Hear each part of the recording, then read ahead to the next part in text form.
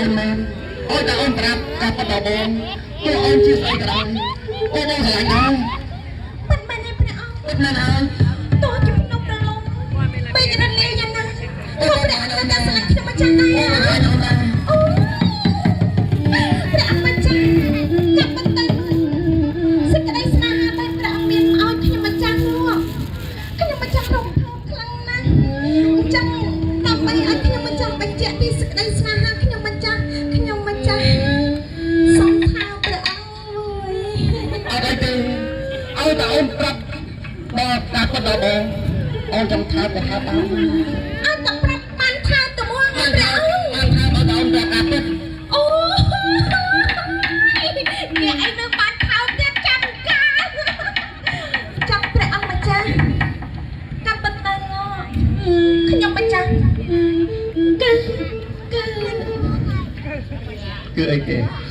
រឿងអីនឹងស្នេហាទេណាជ្រៀងជ្រែងមិនចាំមិនថាស្នេហាតើមានអ្នកទី3គឺរូបបាតព្រះអង្គកុំស្ដាប់ទៀត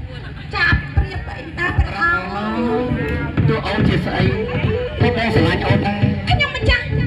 កាយជាស្រីយកណៃណាព្រះអង្គបើមិនជឿទេចាំមើលព្រះអង្គស្រីយកណៃ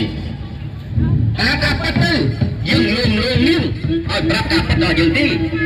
យើងបានមកផលិតពីបីមើលថានាងជាស្រីយកណៃបានប្រែកាយបើមកលួងលួងសេចក្តីស្នេហាពីយើងបើយល់ចាក់ចេញពីទីនេះទៅពីទុកជីវិតឯនេះមកតែជុំទេខ្ញុំថាយើងខ្វះធម៌មេត្តាចំពោះយើងអីយ៉ា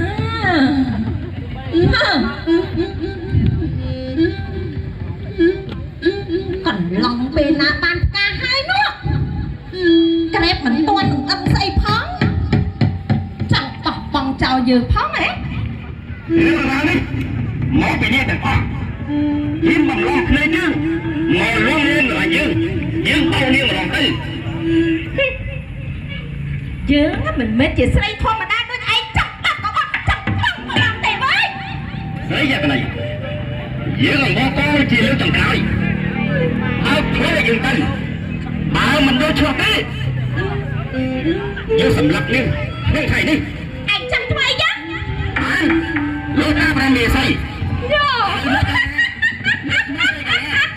គ្មានអ្នកណាអាចសម្លាប់ស្រីយកក្តីយើងបានទេ